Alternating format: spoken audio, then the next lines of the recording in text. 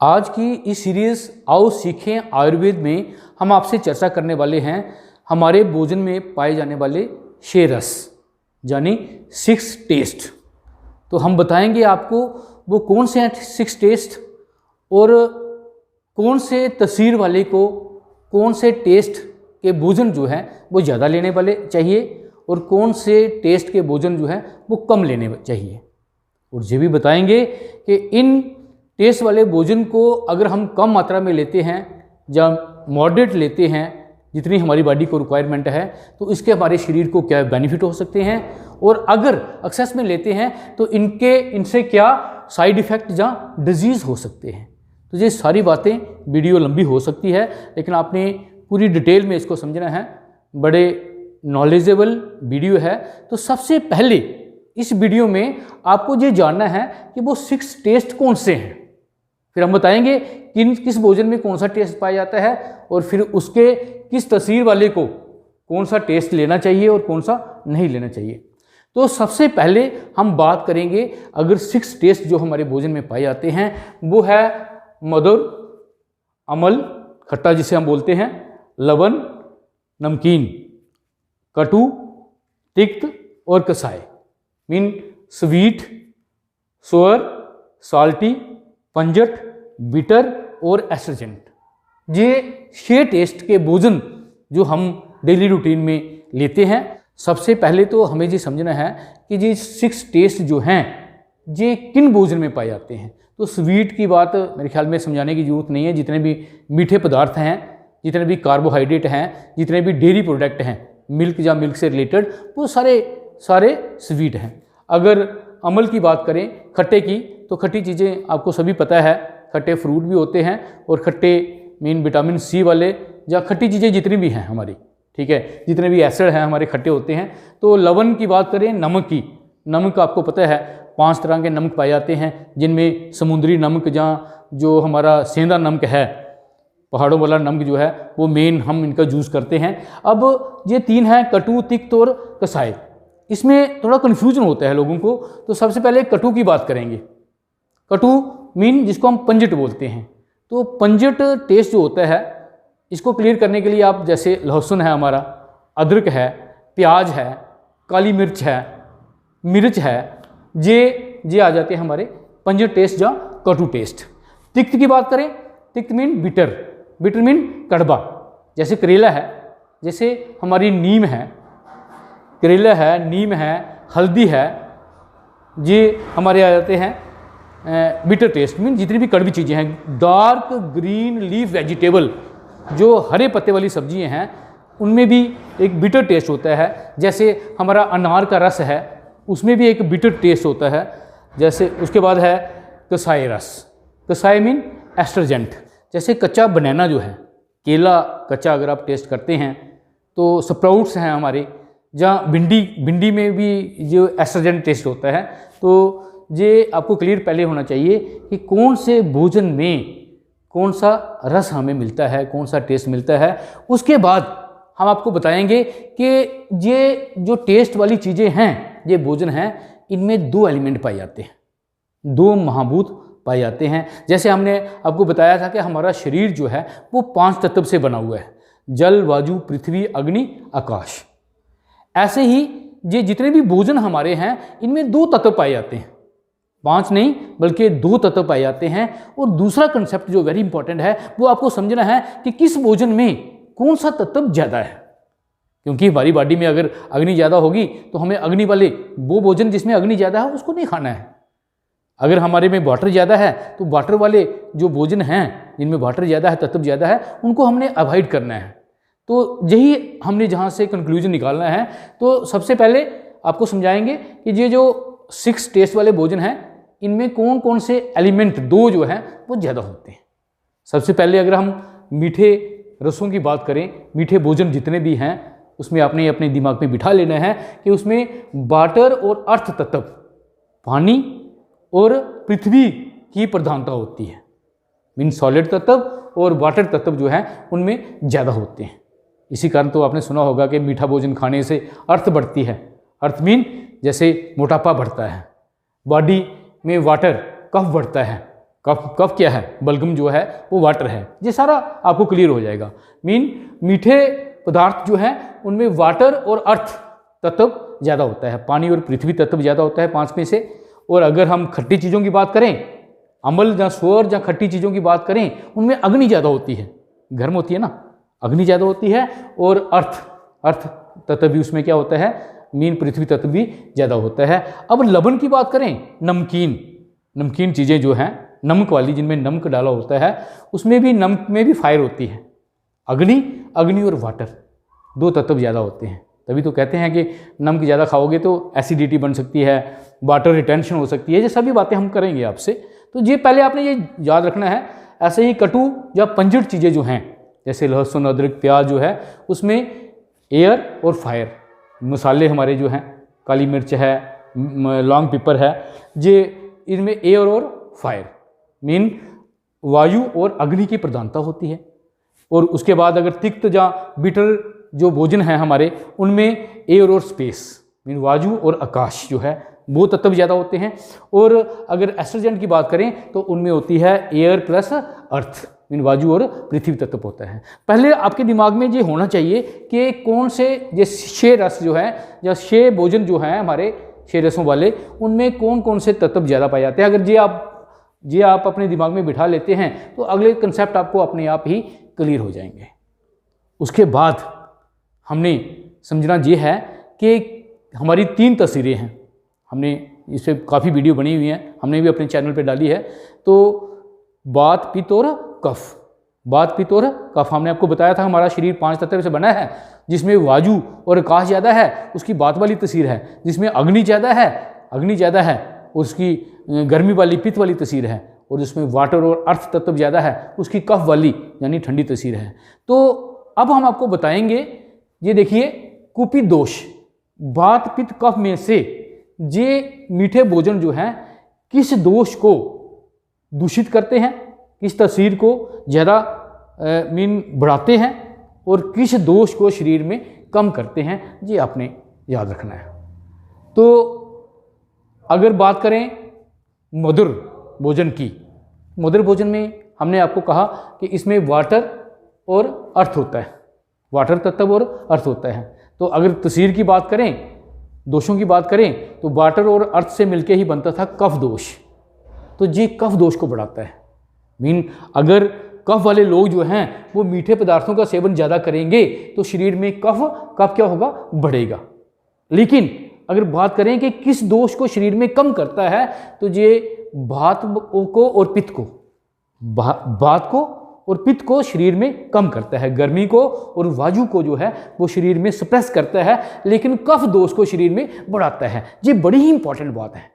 इसको मीठा भोजन जो है वो कफ वालों को कम खाना चाहिए, और वात वाले या पित्त वाले, गर्मी वाले लोग जो हैं या भाई वाली तस्वीर जिनकी है, वो मीठी चीज़ें ज़्यादा खा सकते हैं।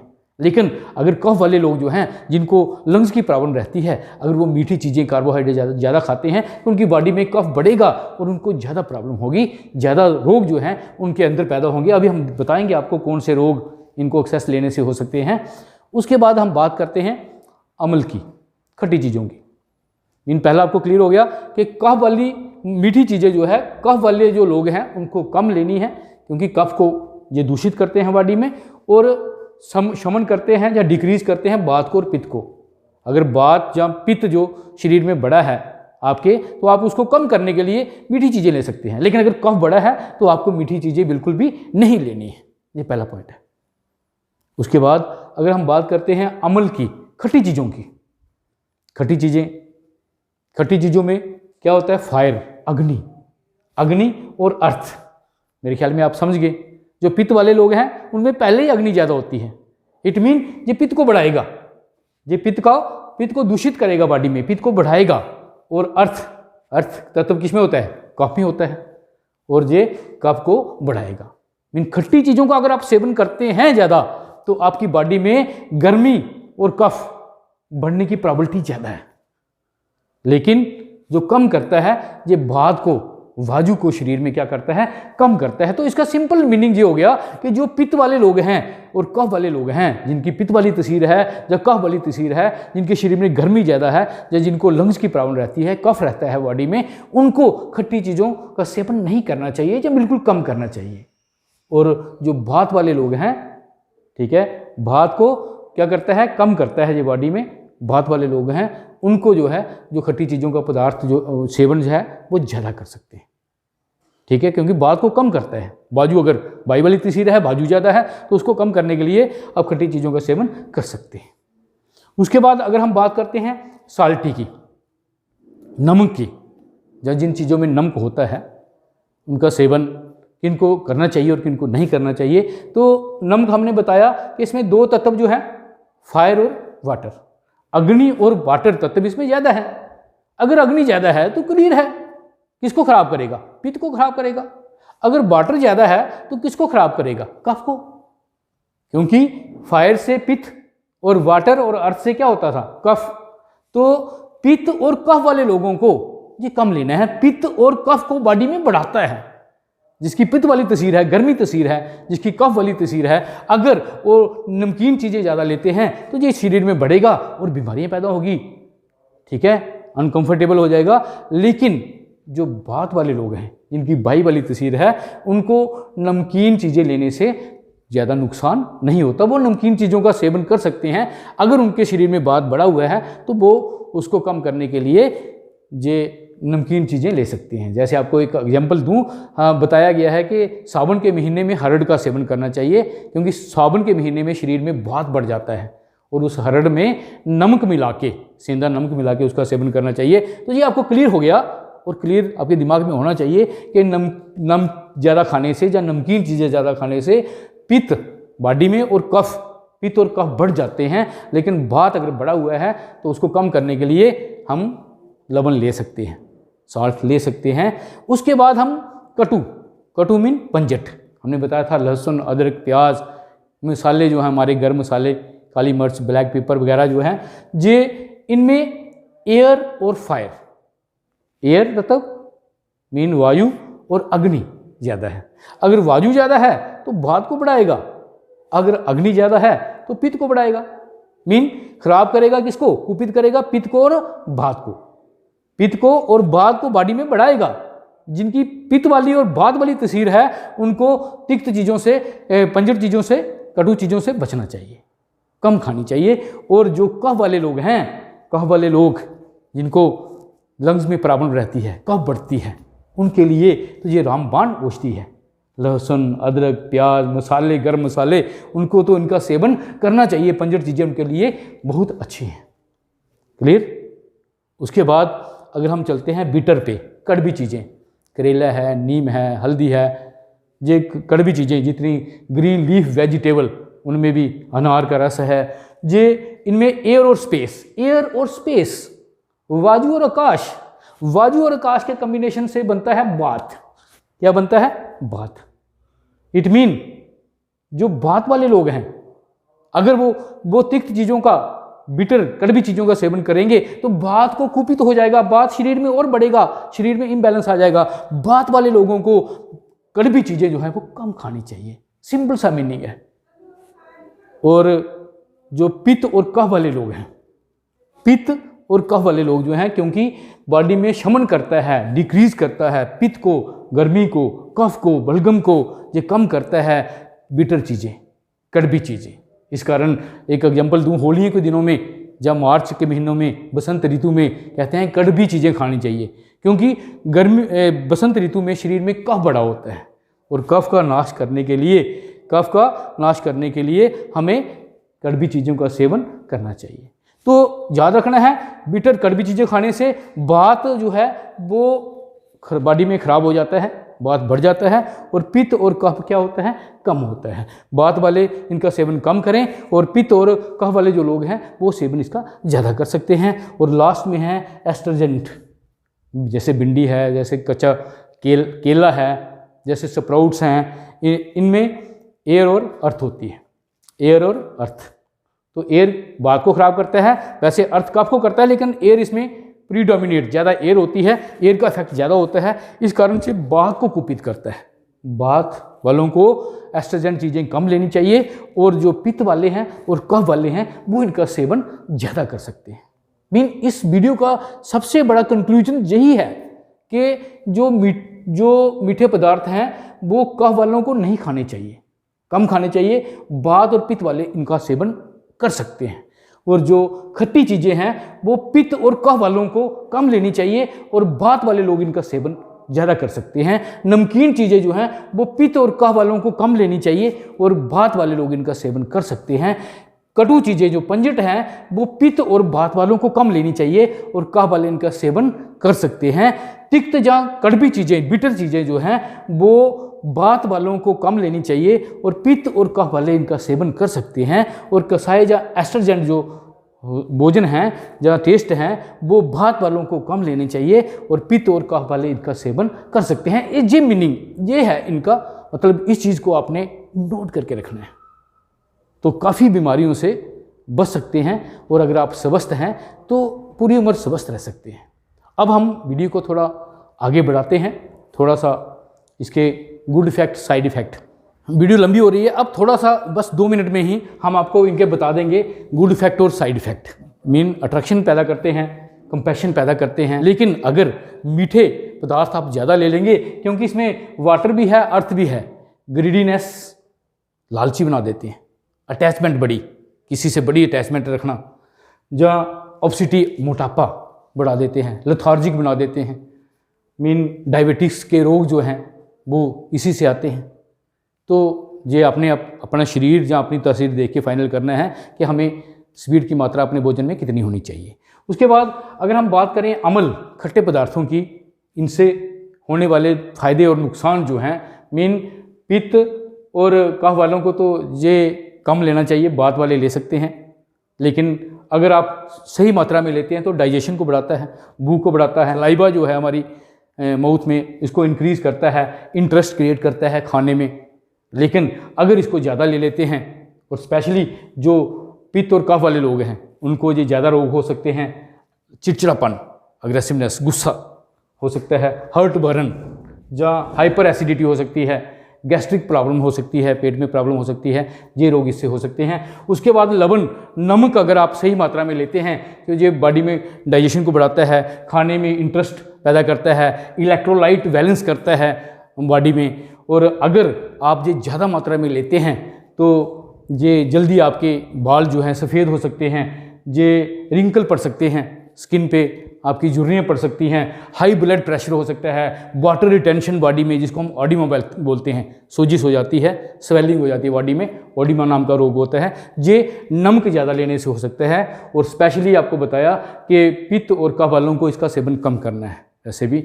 उसके बाद कटु चीज़ें, पंजट चीज़ें जो हैं, पंजट चीज़ें जैसे लहसुन, अदरक, प्याज जो है, इसका अगर सही मात्रा में इस्तेमाल करते हैं तो ये डाइजेशन ठीक करता है, ब्लड सर्कुलेशन को ठीक करता है, क्लियर कर देता है ब्रेन और शरीर को, और साइनस जैसी प्रॉब्लमें जो हैं वो आपकी दूर कर देता है। साइनस है ना, बलगम जिसे हम बोलते हैं, कफ के रोग। तो अगर ये ज़्यादा मात्रा में आप लेते हैं तो आपको क्रिटिकल इरिटेशंस पैदा करता है, ग्रीडीनेस पैदा करता है, इंसोमिया, नींद की प्रॉब्लम हो जाएगी। जिनको लोगों को नींद नहीं आती अगर ज़्यादा मसाले आप लेते हैं, मसाले वाली चीज़ें लेते हैं। उसके बाद तिक्त रस या बिटर, कड़वी चीज़ें जिसे हम बोलते हैं, या बिटर टेस्ट जो होते हैं, करेला वगैरह, नीम वगैरह, तो इसको अगर आप सही मात्रा में लेते हैं तो बॉडी को डिटॉक्सिफाई, बॉडी को प्यूरीफाई करती हैं ये चीज़ें, और माइंड को प्यूरीफाई करती हैं, स्किन के रोग जो हैं वो दूर करती हैं। ये बिटर, नीम, करेला जैसे ये हमने बताया। तो अगर आप ज़्यादा मात्रा में लेते हैं तो बॉडी में ड्राइनेस पैदा कर देती हैं, कॉन्स्टिपेशन, कब्ज़ का रोग, बड़ी आंत में जाके बात जो है, क्योंकि ये बात को कुपित करता है, ये देखिए बाजू को कुपित करता है, वो बाजू जो है बड़ी आंत में जाके बैठ जाती है और कब्ज़ हो जाती है, हमें कॉन्स्टिपेशन हो जाती है। और कब्ज़ से हमें पता है पेट सफ़ा तो रोग खफा, अगर कब्ज़ है तो बहुत सारे रोग उससे पैदा हो सकते हैं। और लास्ट में अगर कसाए या एस्ट्रोजेंट की बात करें तो ये भी सेम, इसका सेम ही है, ये आप देख सकते हैं, डिटॉक्सिफाई करता है बॉडी को, माइंड को, और स्किन के डिजीज़ दूर करता है। और अगर ड्राइनेस और कंस्टिपेशन अगर ज़्यादा लेते हैं तो इससे ये हो सकता है। तो ये था मेरे ज्ञान के मुताबिक जो मेरे को नॉलेज था मैंने आपसे शेयर किया है कि 6 रस हमारे खाने में होते हैं।